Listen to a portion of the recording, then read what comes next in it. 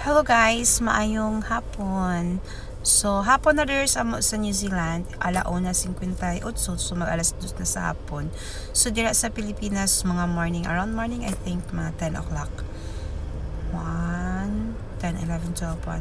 No, mga 8 o'clock dira sa ato, So, guys, niya ako karon sa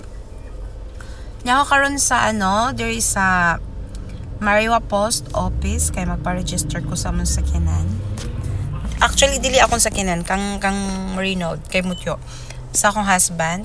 Ipa-register na to kay manglakaw ta sa Huwebes, then online lang dapat ni niya ipa-register. Pero, layo ang among biyahe, karong Huwebes, matumig Auckland. So, kinahanglan dyan siya kanang ticket gani, kanang makita gani din sa front.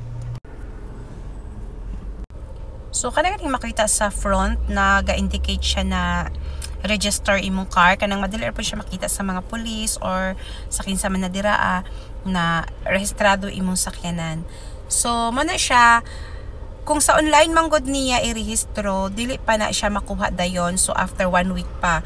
So since layo among biyahe moadto mig Auckland ana nga time, so dili jud siya pwede ibahe among car na i-add to na mo og Auckland na wala siya nakabutang sa sa front, tungod kay sa mga ingon ana mangod nga mga lugar, mga big city naman na siya, nani mga kanaganing camera every dalan. So pwede na makapturean na dili kuan man to iyahang sus makita dito na dili registered iyang car or kanang wala registration ba.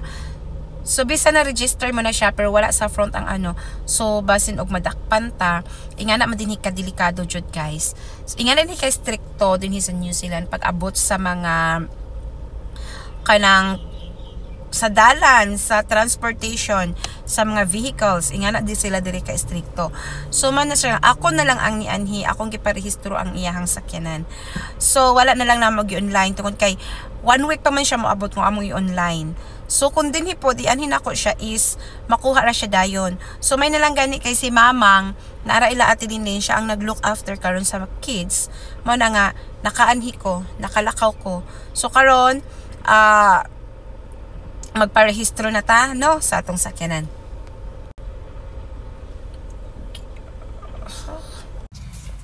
Ay guys, nakabalik na ko, nakahuman ako pa register guys. Niyan ako karon sa sakyanan. Mao ni siya akong gibot pasabot guys.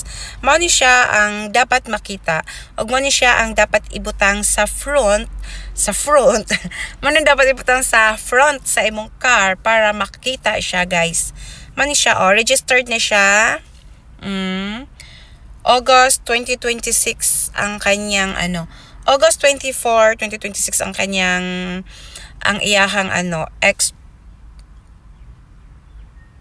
August 24, 2026 ang iyahang expiration. So dapat next year ato na po siyang i-register. So mo ni siya ang pinaka-importante guys, mo ni ang sa car. Mo ni siya ang pinaka-importante nga dapat makita sa unahan or dapat makabutang sa front. Okay guys, magbiyahe na ako pa uli kay si mamang raron dito sa balay nagbantay sa duha ka kids ug mata jud to ang duha ka kids na maglisod to sa mamang karon. Sige na, bye-bye. Thank you for watching guys.